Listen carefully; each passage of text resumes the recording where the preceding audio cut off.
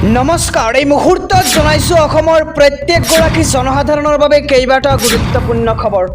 আজি হৈছে 16 জানুৱাৰী।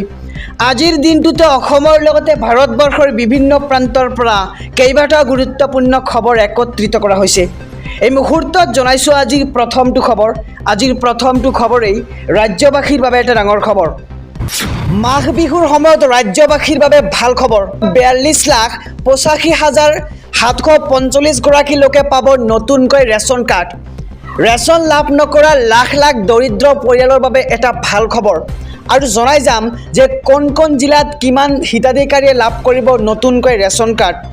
আৰু 16 জানুৱাৰীৰ পৰা 25 জানুৱাৰীলৈ বিতৰণ কৰা হ'ব ৰেচন কাৰ্ডসমূহ।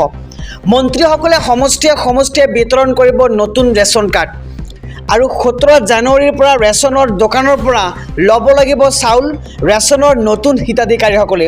আৰু কোন কোন জিলাত কিমান লোকে লাভ কৰিব ৰেচন কাৰ্ড, আহক সবিশেষ জানি লওঁ। কোন জিলাত কিমান হিতাধিকাৰী চাই লওক আজিৰ তালিকা। বজালীত 49,078 গৰাকীয়ে নতুনকৈ লাভ কৰিব ৰেচন কাৰ্ড। বাক্সাত 99,576 গৰাকীয়ে নতুনকৈ লাভ কৰিব ৰেচন কাৰ্ড। আৰু বৰপেটাত 1,43,656 গৰাকীয়ে নতুনকৈ লাভ কৰিব ৰেচন কাৰ্ড।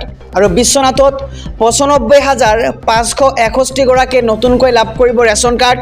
আৰু বঙাইগাঁৱত 1,11,775 গৰাকীয়ে নতুনকৈ লাভ কৰিব ৰেচন কাৰ্ড। লগতে কাছাৰত 2,14,466 গৰাকীয়ে নতুনকৈ লাভ কৰিব ৰেচন কাৰ্ড। চৰাইদেউত 68,245 গৰাকীয়ে নতুনকৈ লাভ কৰিব ৰেচন কাৰ্ড।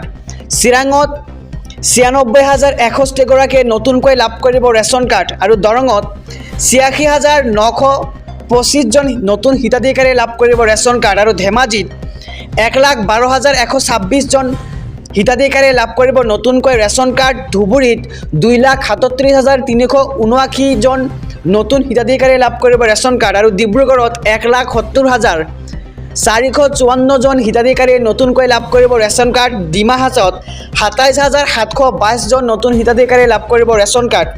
গোৱালপাৰাত 1,20,842 জনে নতুনকৈ লাভ কৰিব ৰেচন কাৰ্ড। আৰু গোলাঘাটত 1,01,462 জন নতুন হিতাধিকাৰীয়ে লাভ কৰিব ৰেচন কাৰ্ড। হাইলাকান্দিত 90,470 জনে লাভ কৰিব নতুনকৈ ৰেচন কাৰ্ড। আমি সবিশেষ জনাইছোঁ যে কোন কোন জিলাত কিমান হিতাধিকাৰীয়ে লাভ কৰিব নতুনকৈ ৰেচন কাৰ্ড। আৰু হোজাইত 1,52,195 জন নতুন হিতাধিকাৰীয়ে লাভ কৰিব ৰেচন কাৰ্ড। যোৰহাটত 1,19,049 জনে লাভ কৰিব নতুনকৈ ৰেচন কাৰ্ড। আৰু কামৰূপত 2,63,972 জনে লাভ কৰিব নতুনকৈ ৰেচন কাৰ্ড। কামৰূপ মহানগৰত 1,09,734 জনে নতুনকৈ লাভ কৰিব ৰেচন কাৰ্ড। কাৰ্বি আংলঙত 1,03,498 জনে নতুনকৈ লাভ কৰিব ৰেচন কাৰ্ড। লগতে কোকৰাঝাৰত 1,39,567 জনে নতুনকৈ লাভ কৰিব ৰেচন কাৰ্ড। লখিমপুৰত 1,80,182 জনে লাভ কৰিব নতুনকৈ ৰেচন কাৰ্ড। আৰু মাজুলীত 35,396 জনে নতুনকৈ লাভ কৰিব ৰেচন কাৰ্ড। লগতে মৰিগাঁৱত 1,13,961 জনে নতুনকৈ লাভ কৰিব ৰেচন কাৰ্ড। আৰু নগাঁৱত 2,49,270 জনে লাভ কৰিব নতুনকৈ ৰেচন কাৰ্ড। ৰাজ্যৰ লাখ লাখ মহিলালৈ ডাঙৰ খবৰ। শীঘ্ৰে বৃদ্ধি পাব লাখ লাখ মহিলাৰ অৰুণোদয় আঁচনিৰ ধন। এবাৰ মুখ্যমন্ত্ৰী হিমন্ত বিশ্ব শৰ্মাই পুনৰ উল্লেখ কৰি কৈছে যে চৰকাৰে বৃদ্ধি কৰিব অৰুণোদয় আঁচনিৰ ধন। 1,450 টকালৈ বৃদ্ধি কৰিব অৰুণোদয় আঁচনিৰ এই ধন। আৰু পূৰ্বে 1,250 টকা অৰুণোদয় ধন লাভ কৰি আহিছিল মহিলাসকলে। আনহাতে নতুনকৈ 40,000 নিবনুৱাই লাভ কৰিব চৰকাৰী চাকৰি। আগন্তুক দুবছৰত 40,000 নিবনুৱাই লাভ কৰিব এই চৰকাৰী চাকৰি। আৰু মৰাণত ডাঙৰ ঘোষণা মন্ত্ৰী পীযুষ হাজৰিকাৰ। লাখ লাখ মহিলালৈ ডাঙৰ খবৰ। আকৌ এবাৰ জনাইছোঁ খবৰটো যে শীঘ্ৰে বৃদ্ধি পাব লাখ লাখ মহিলাৰ অৰুণোদয় আঁচনিৰ ধন। চৰকাৰে বৃদ্ধি কৰিব অৰুণোদয় আঁচনিৰ ধন। আৰু 1,450 টকালৈ বৃদ্ধি কৰিব অৰুণোদয় আঁচনিৰ এই ধন। এই মুহূৰ্তত জনাইছোঁ আজিৰ তৃতীয় নম্বৰ খবৰটো। দেশৰ লগতে ৰাজ্যৰ লাখ লাখ কৃষকলৈ আহি গ'ল এক ভাল খবৰ।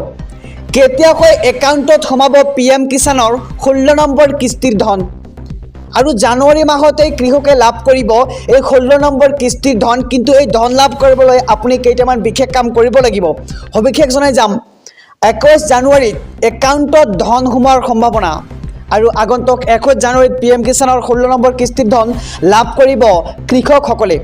PM কিষাণ পৰ্টেলত এতিয়াই চাই লওক আপোনাৰ নাম আৰু 16 নম্বৰ কিস্তিৰ ধন পাবলৈ কৰিব লাগিব কেইটামান বিশেষ কাম কেইটা হৈছে আপুনি প্ৰথমতে EKYC সম্পূৰ্ণ কৰিব লাগিব আৰু মাটিৰ নথিপত্ৰ সঠিক ৰূপত থাকিব লাগিব পৰ্টেলত আৰু মাটিৰ যি নথিপত্ৰ আছে নথিপত্ৰসমূহ পৰ্টেলত অন্তৰ্ভুক্ত থাকিব লাগিব।